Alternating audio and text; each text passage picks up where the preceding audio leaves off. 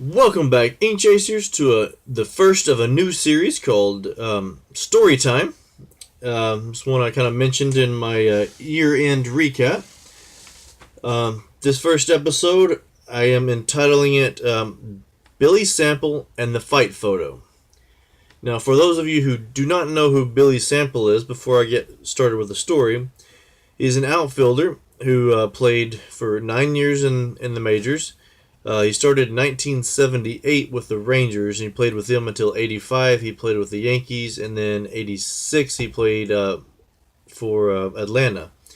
He ended up with 684 hits, 230 RBIs, 46 home runs, and a career batting average of 272.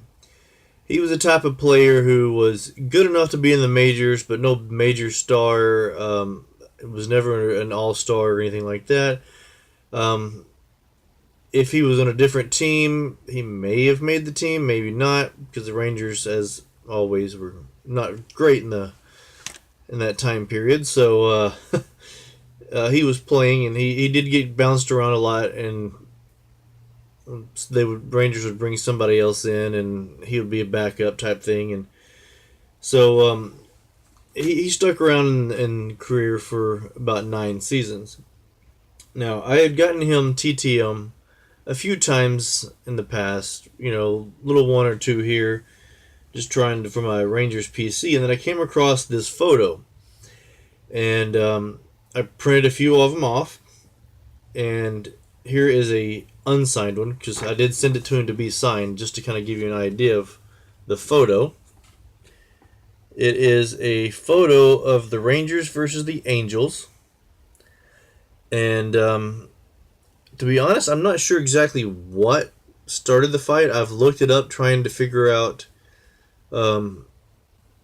exactly what game and what started the fight, but they are just going all at it. Well, if you can see, right here is Billy Sample. So I sent because of how TTMs are, I ordered more than one photo because I'm expecting to lose it. Well, I knew Billy Sample signs pretty easy, and I sent it to him to get signed, and it did come back signed. And there's the signed one. Now I know I've been trying to track down who some of the other players are. I know this is Pete O'Brien. This is Larry Parrish. Up here is Brian Downing. I know a few of the other ones. Doug Rader, their manager, is here on the edge. But I did not know who this person was. It's showing as number 42. There's no player as 42. I can only assume it's a coach, but I couldn't find any list of coaches. So I sent it to Billy, and I put a little post-it note on it, asking if he knew who this person was that I'm trying to get, signed by as many as I can. Obviously, it came back signed, and I'm not going to show the whole letter because on the back of my letter that I wrote to him, or not back, it was on the bottom of, and it's pretty dinged up, unfortunately, get put away in a drawer, but you can kind of see it there, but I'll read it to you. He wrote back. First he said, Rich Donnelly, our third base coach. Rich was a AAA manager in Tulsa in 1978. This photo was from 1983, which that part I did figure out because of the different players and the manager. I knew what year it was from, I just didn't know the game. Rich was also the third base coach for Jim Leyland with the Marlins when they beat Cleveland in the 7-game World Series. There was a very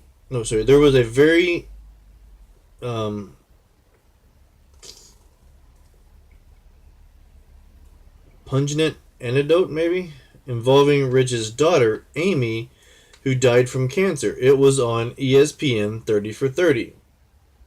I did look it up, and it was a pretty good story, so if I can, I'll try and find it again and maybe link it down below in the description if you're interested in seeing that. But then he put a little arrow down and says, "Wait, um, wait. If Twig was there, then Rich is the bench coach." So, actually, I pointed to the wrong person. Sorry, I was asking about this person here because this one I did figure out was one of their coaches. They called Twig. It's Twillinggeller, I think is how you pronounce his last name. But yeah, it was about this person up here that I was asking about. So I'll hold that up so you can kind of see a little closer the response here. And feel free to pause it if I'm not holding up here long enough. And then along with the photo on his little stationery, he sent me this note. Good luck. Good luck getting everyone. If you come across another one of these, I'll buy it. Well, as I had mentioned earlier, I already had several. I think I had printed out 3 or 4 of them.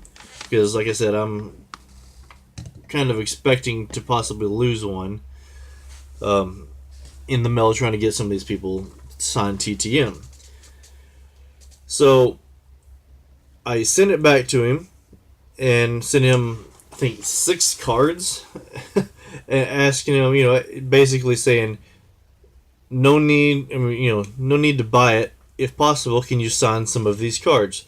He signed all the cards, sent them all back signed, which is I'm grateful. Normally I don't send that many, but because we've already been, kind of writing back and forth, and I sent it asking kind of like, hey, sign the cards for the photo, and which he did. And then he also sent me this copy of a June 6, 1987 Sports Illustrated article that he had wrote. And on the side, he wrote, "Chase, thanks for the Angels-Rangers fight photo from 1983, Billy."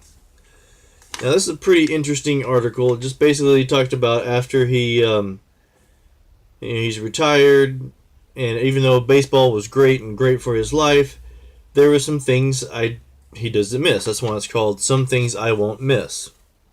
Now, I'm not going to go through all of them, but I'll hold it up in case, I don't know if you'll be able to see it or not. But one of the things on here that I thought was pretty interesting was it says autograph seeking kids chasing through the hotel lobby, bumping into 50 people on a busy street, ignoring three don't walk signs, who, when they finally catch up with you, stick a piece of paper in your face and ask, "Oh, by the way, who are you?" So I thought that was kind of funny, since this was dealing with autographs as well. But I don't know if you'll be able to see this. Probably not. But just in case, if you're interested in it, there it is. Otherwise, I'm pretty sure you could find it. It's July 6, 1987, Sports Illustrated, page 108. So, that's just one of my my stories that I come across that I thought was pretty interesting. And as you can see, I haven't gotten any more people signed on this photo, because I would hate to lose this one and then have to send it back to another one to him to get signed.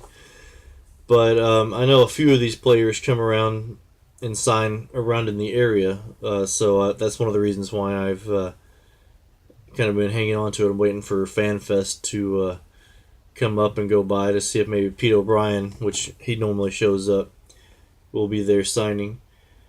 But yeah, I will be sending some more of this off to be signed. I know Doug Rader signs. I know Twig signs.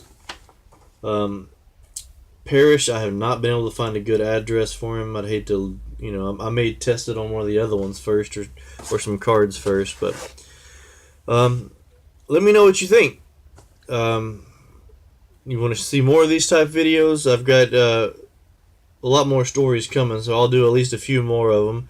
If, as I said before, if you see any autographs that you want to know the stories about, or if you have any questions, just write them down below, and I'll see if I can, make a video about the story. As always, like, comment, subscribe, and thanks for watching.